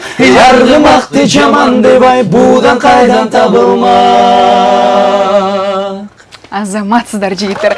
Кол чабар сизге арналсын, жана албетте биз угармандардагы суранычын аткардык деген дагы ойдобуз. Жана албетте бардыгыңыздарды жаныбызга чакырабыз дагы болсо. Анткени алдыда кызыктар дагы бар, жана чалуулар дагы бар экен. Дал ушундай бизде чалуулар. Жакты. Угарманыбызды кабыл алабыз, жана албетте мыкты суроого дагы жоопту издейбиз. Алло, саламатсызбы? Алло, саламатсызбы? Угарманыбыз бар экен. Алло. Уялып жатат биздин угарманыбыз, Уялбаңыз. Угарманыбыздын дем алганы эле болуп жатат, өзү жок. Алло, келиңиздер. Пункт калган го. Номерибиз 510181, ардактуу угарман. Мүмкүн сиз башка жакка чалып жатасыз, Угарманыбызды кабыл алабыз, жана 0312-510181 номерине дагы узатсаңыз болот. Бизди жалпы Кыргызстан угуп жатат, ардактуу достор. Ошто дагы биздин угармандарыбыз бар. Мүмкүн дал ушул жактан дагы Ысык көлдө, Жалал Абадта, Айтор, бардык жактан биз угармандарды чакырабыз. Албетте дал ушул бардык угармандарга дагы биз суроолорду берүүгө дагы даярбыз. Жигиттер, чалыңыздар бүтөбүз. Жеңиш болуп жатат, 7-2 эсебинде болгондо дагы. Алло, саламатсызбы? Саламатсызбы? Атыңыз? Данияр. Данияр, кош келиңиз. Жигиттер менен учурашып алсаңыз болот? Салам алейкум. Алейкум. Данияр, келиңиз, эми биз суроону дагы берүүгө даярбыз. Жигиттер, суроо сиздерден болсун. Мен бул музыка жаатында арфада 4, гитарада 6, домбурада 6, а пианинодочу? Пианинода канча? Демек, бул эмне тууралуу сөз болуп жатат? Бул тууралуу дагы билгибиз келет. Бир аз радиоприемниктин добушун азайта алышыңызды да суранабыз. Данияр. Бул логикалык суроо. Бул музыкага эч кандай тиешеси жок. Келиңиз, дагы бир жолу суроону кайталайлы. Арфада 4, гитарада 6, домбурада дагы 6, а пианинодочу? Пианинода канча? Бул азыркы учурда биз эмне жөнүндө сурап жатабыз? Келиңиз, ойлонобуз, багыттарды бере кетебиз. Жигиттер, кайсыл кол аспапта биз билебиз? Гитарада. Пианинода ойногондо. Демек, бардык саналгы арфадан башка, менимче. Эми арфаны ойлонобуз. Ойлонобуз, оңой эле да. Жеңил. 20 секунд убактыбыз бар болгондо да. Арфада канчо? Арфада 4, гитарада 6, гитарада 6, домбурада 6. Домбуранын несі 6 экен? Ошолдо жатат. Ошол нерсе жөнүндө айтып атат. Убакыт аяктады, акыркы жообуңузду калычы. Биле албай коюптур. Анда биз кош айтабыз сизге, жана биз мыкты жоопту угармандарга дагы узатабыз. СМС-чилерге болгондо дагы. Ал эми сизге кол чабалар жигиттер. 8-2 эсебинде. Ардактуу угармандар, эми биз суроону кайталайбыз. СМС кат аркылуу дагы биз күтөбүз, анткени биз белекти дагы берүүгө дагы даярбыз да. Белектерибиз чын деле көп. Тумар Чекитов медиа порталынан дал ушундай баштыкчага дагы ээ болосуз. Ал эми суроо арфада 4, домбурада 6, гитарада 6 экен, ал эми пианинодо канча? Биз мыкты жоопту күтөбүз, жана мыкты клипке дагы кезекти беребиз. Билесиздерби, бизде премьералар көп. жигиттер. Сиздер үчүн. Ооба. Сиздер үчүн Айкындын аткаруусундагы мыкты музыкалык чыгарманы тыңдайбыз. Анткени бул Жебе тобундагы сөзсүз түрдө жигиттердин эң жакшы көргөн клиби дагы экен. Айкындын аткаруусундагы мыкты музыкалык чыгармага кезекти беребиз. Тосо алыңыздар.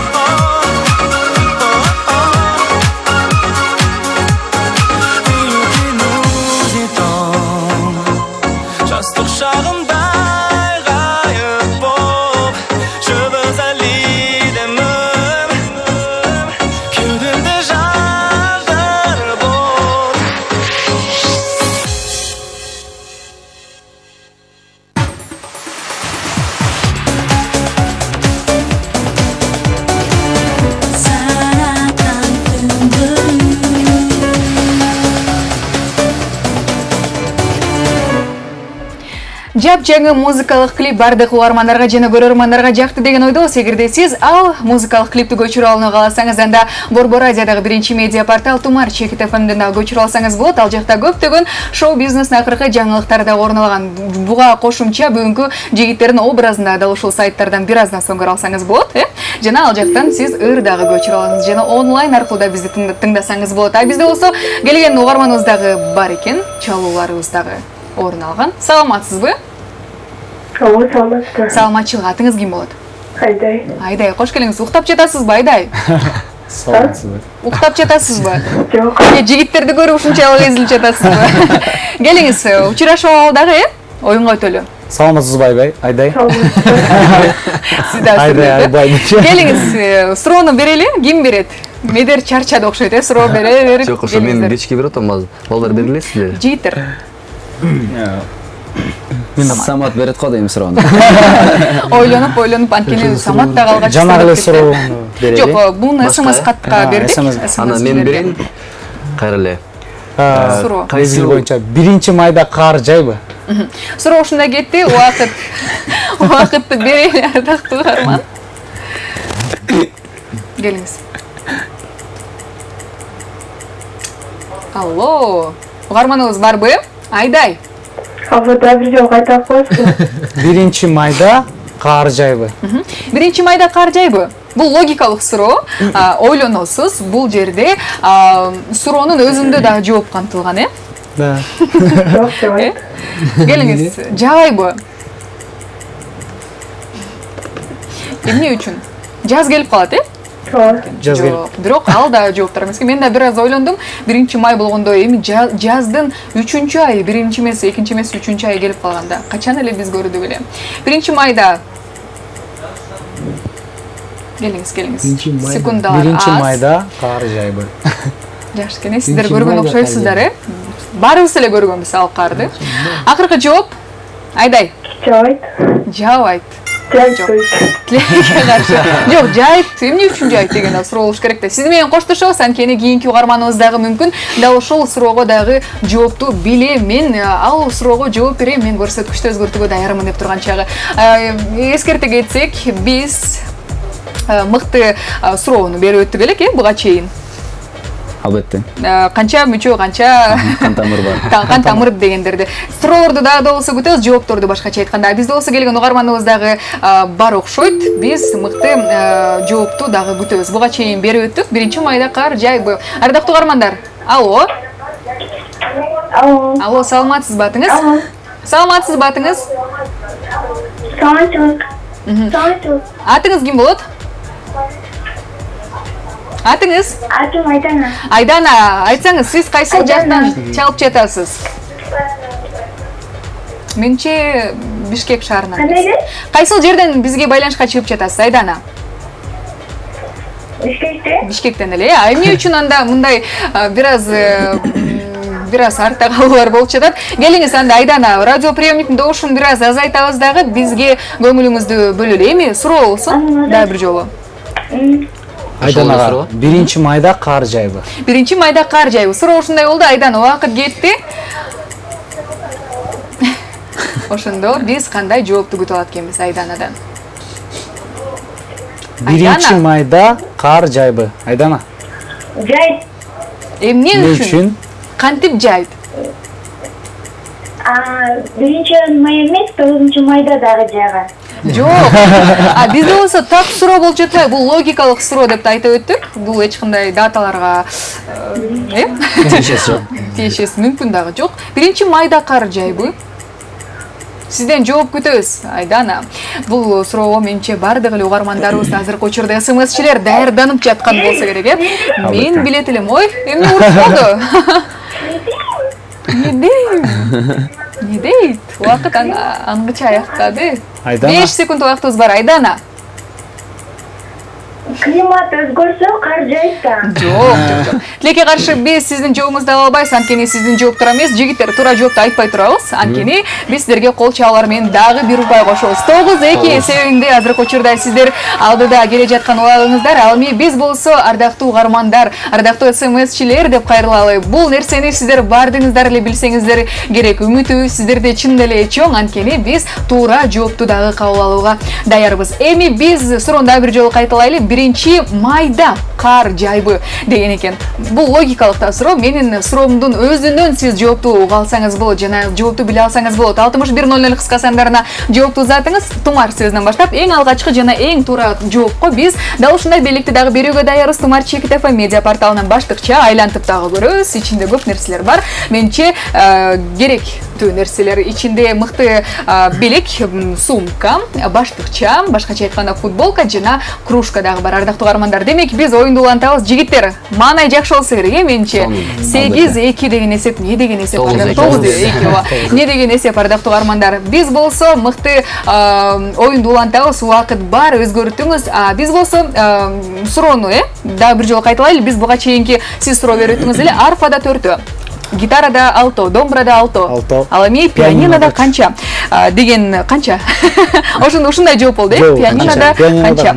7 экен, ардактуу угармандар. Эмне үчүн? Самат айтып коюңуз. Анткени пианино 7 тамга. Арфада 4, гитарада 6. Ардактуу угарманыбызды куттуктайбыз. 9009 номери менен аяктаган абонентибиз эң алгачкылардан болуп жоопту узаткан экен. Сизге кол чабалар жана көрсөтүп өткөндөй эле дал ушундай белек. Биз болсо азыркы учурда жаңы берилген суроого дагы жоопту күтөбүз. 6100 кыска сандарына келген. 1 майда кар жайбы. 1 майда кар жайбы, ардактуу угармандар. Биз болсо бир музыкалык чыгарма кезектебиз. Андан соң кайрадан угушабыз. Нурмат Садыровдун аткаруусундагы мыкты клип баарыбыз күбө бололу.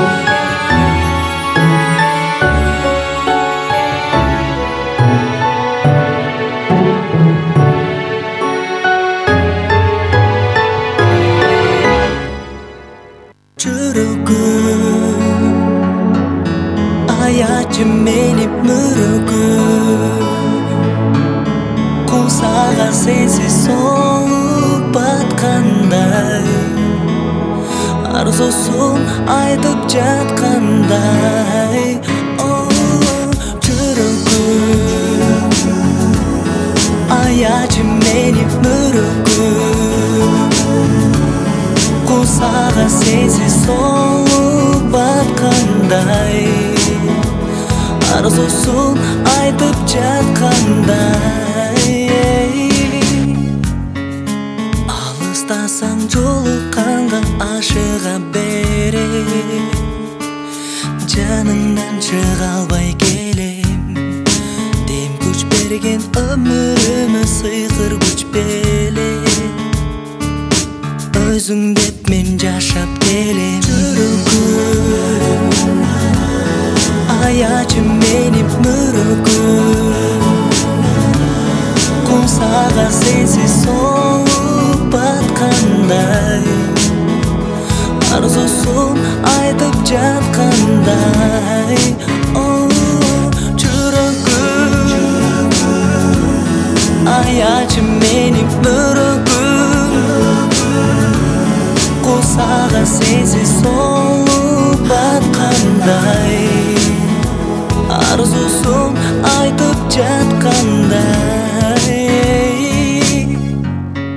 Сенсиз күндү элестете албаймын жаным, сага мен тең эбем барын. Сезим көчөп алуулонуп каптады жалын, таталы сүйүүнүн балы. Жүрөгүм аячы менип мөрөгүм кумсага сенсиз солуп баткандай, арзусун айтып жаткандай. Жүрөгүм аячы менип мөрөгүм кумсага сенсиз солуп баткандай, арзусун айтып жаткандай. Жаныңдан эми кетпечи деги, бир болуп дайым көрүп барын. Караның келсе кайгы жок менде деп жүргөн сөзүмдү эстеп. Аячы менин мөрөгүм кусага сенсиз солуп баткандай, арзусун айтып жаткандай,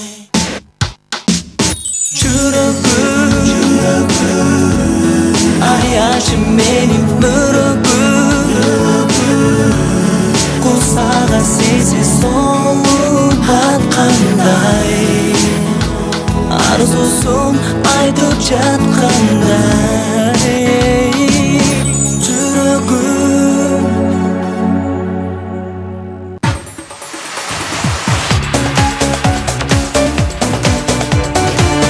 санатан түндерім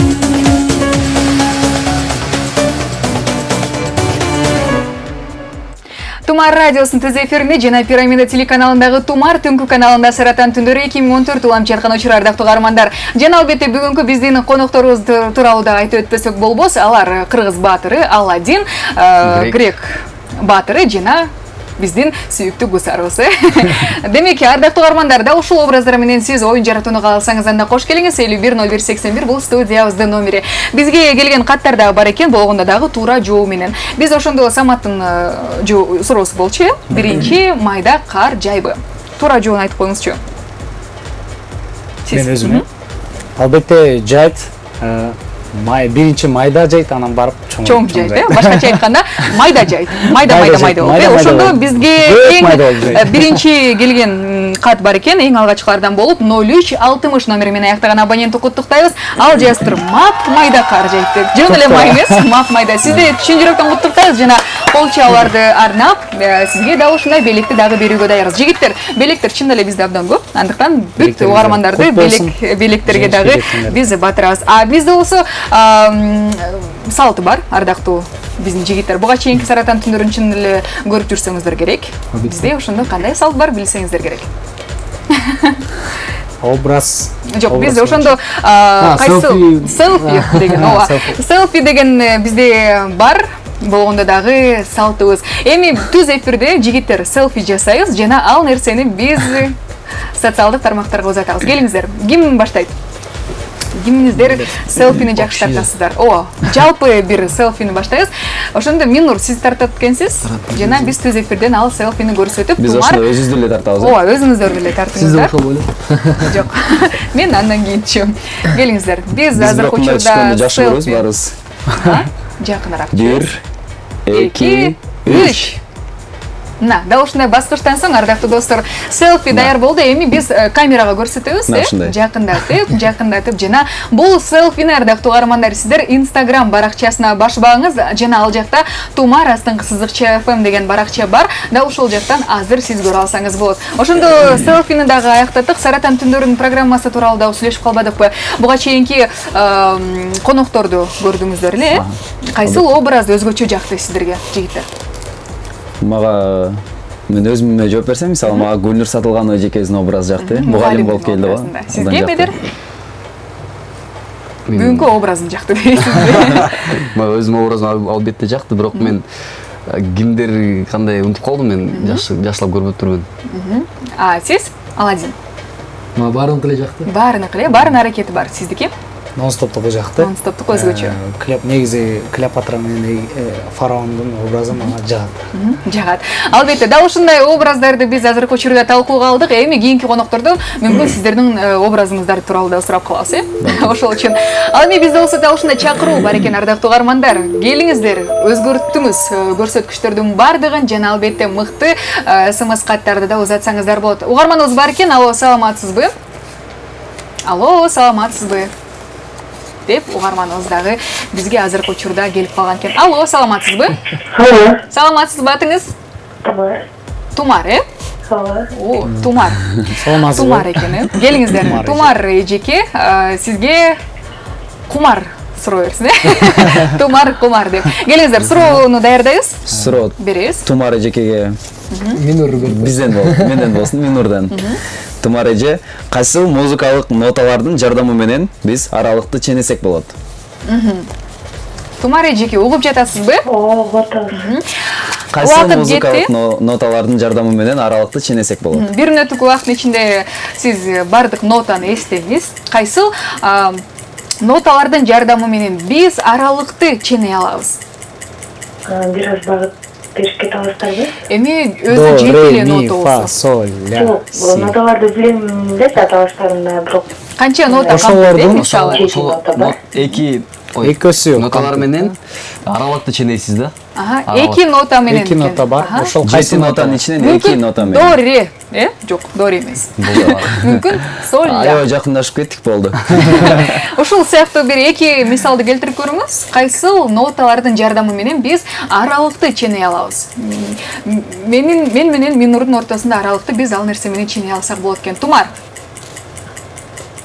Жакшы экен, Тумар радиосунда Тумара деген угарманыбыз Кумардан.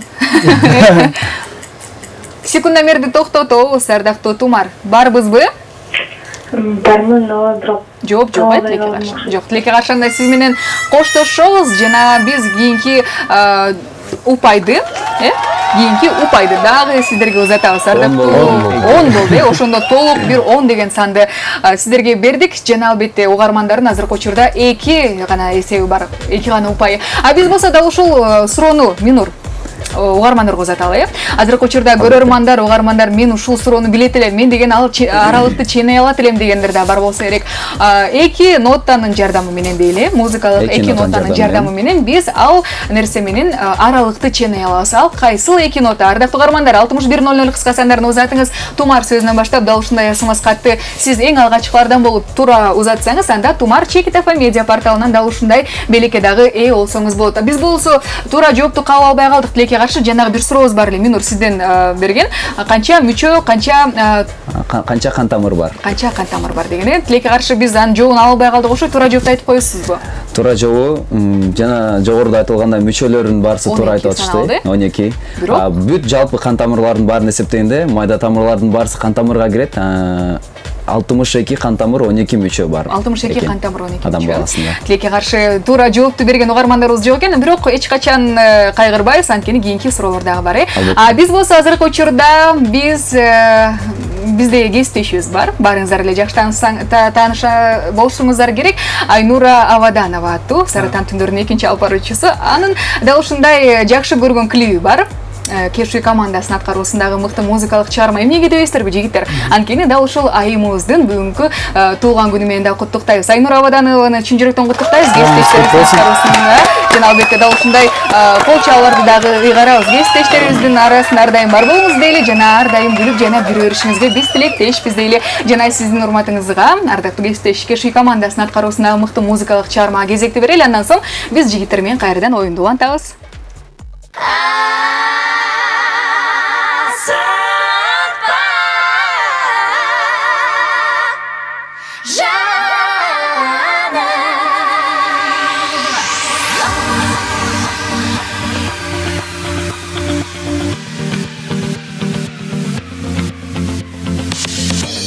Теземнен таңға дейін көз салмай тұрдың үмітіңді үзбей. Алғаш көрген күннен кейін соңымнан жүрсің көлеңкемдей. Сенің маған махаббатың бара-бара жана-жана жалған болмай ма? Сенің маған берген сертің соңында жауапсыз қалмай ма? Асықпа, жаным асықпа, ғашықпа, жүрегің шын ғашықпа. Сенімен бекерге қиял болсамайды ма? Асықпа, егер іздегенің сезім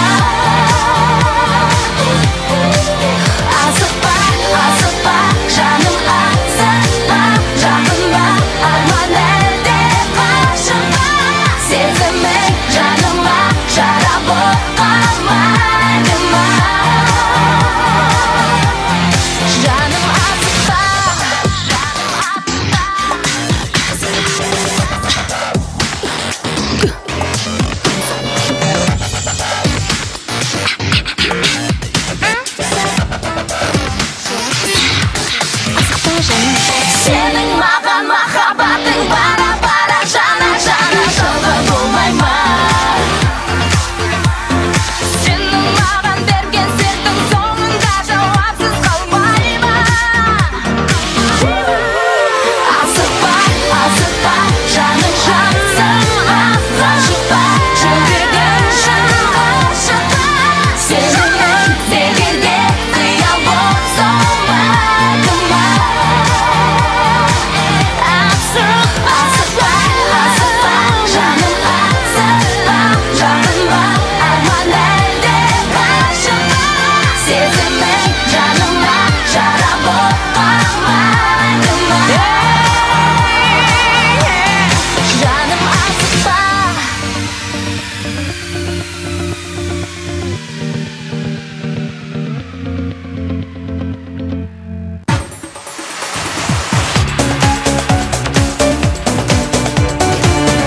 Saratan tündürüm.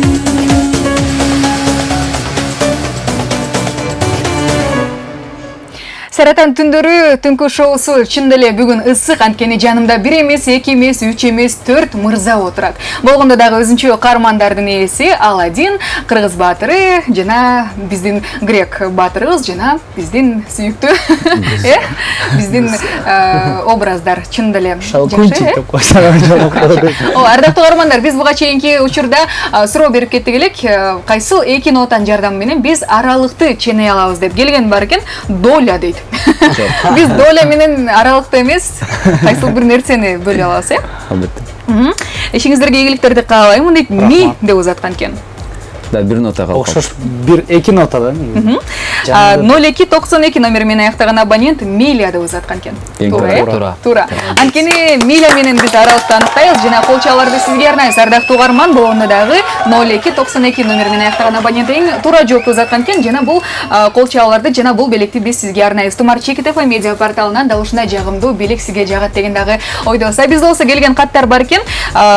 Ишиңиздерге ийгиликтерди каалаймын, мен сизди сүйөм дейт. Сизге арналган экен Аладдин. Да. Ишиңизге ийгиликтерди каалайм дейт. Арча бешиктеги бардык жалпы жамаатка чоң салам узатам жана менин кесиптештериме салам айтып коюңуздарчы дейт. Аты Айгерим менен Бермет деп узаткан экен. Айгерим Бермет, салам. Саламатсыздарбы, ишиңиздерге ийгиликтерди каалайм дейт. Сиздерге жеке суроом бар. Тойго канча баага чыгасыздар дейт. Мен жакында тойго чакырайын дедим эле деген окшойт го дейм. Ал суроомча Кенже Дүйшеева менен байланыш. Ишиңиздерге ийгиликтерди каалаймын дейт. Ар бириңиздер өзгөчө образда келген экенсиздер. Сиздерге мен өзүмдүн добушумду берем дейт. Баса айтмакчы, ардактуу каармандар. Баса айтмакчы, бизде номинация кечеси дагы болуп өтөт. Эмне үчүн да ушундай образда келдиңиздер деген суроону бекеринен берген жокмун. Анткени мүмкүн Аладдин, мүмкүн биздин Шылкун чигибиз дагы жеңүүчү дагы аталып калар. Ардактуу каармандар, бардыгын сиздер чечесиздер. Тумар Чекитов медиа порталына баш багып жана добуштарды да узатсаңыздар болот. Бир лайк менен сиз бардыгын өзгөртө аласыз, ардактуу достор. Жана биз азыркы учурда оюнга стоп дейткенбиз, анткени убакыт дагы аяктады. Эми жеңдик бизде. Ал нерсени айтпаса дагы белгилүү болсо керек. 12 эсебинде Жебе тобу бул Саратан түндөрүнүн жеңүүчүлөрү дагы аталды. Кандай болду? Абдан сүрдүү болду. Жоопторду дагы биз болсо мыкты белекти дагы берүүгө даярбыз. Бизде дал ушундай белектер дагы ыйгарылат сиздерге. Ичинде көп нерсе бар. Бардык угармандарга берилди, бардык конокторго да берилип жатат. Тумар Чекитов медиа порталындагы баштыкча сиздерге керек болот деген дагы ойдобуз. Болгондо дагы ичиндеги белектердин бардыгын сиздерге арнайбыз. Рахмат, чоң рахмат. Эми болсо биз оюндо жыйынтыктар замат сиздерге дагы жеңүүчү болдуңуздар деп айта кеттик. 10 деген эсеп менче эң эле чоң эсеп го дейм. Экилеп, эң алгачкы жолу ушундай эсеп болууда 12 эсебинде. Буга чейинкилер рекорд болгон. Буга чейинкилер эми болгон болсо керек, бирок төртөөлөп мындай нерсени жеңүү абдан эле кыйын болсо керек. Бул жакта Глорияга да чалуулар болуп кетти. Суроолор дагы болду. Ал эми биз эркин микрофон берели, ардактуу жигиттер. Бардык угармандарга ден соолук, кыргыз элибизге ынтымак. Биринчиден жалпы жамааттарга чоң рахмат, өркүндүү бергиңиздер. Рахмат. Ушундай бизди кыргыз эли менен жүз көрүшүп отурганыңыздарга. Экинчиден бизди көрүп, уктабай бизди күтүп, көрүп, угуп жаткан кыргыз элибизге чоң рахмат. Мен да биринчиден сиздерге чоң рахмат айтам. Бизге каалаган ушундай форманы кийүүгө уруксат бергениңиздер үчүн. Эми көчөгө дагы кийип каласыздар. Келиңиз, Минур. Албетте, биринчиден сиздерге терең ыраазычылык. Жогоруда айтылгандай, бул программаңар мындай абдан өзгөчө. Кыргызстанда эң алгачкы программалардын бири.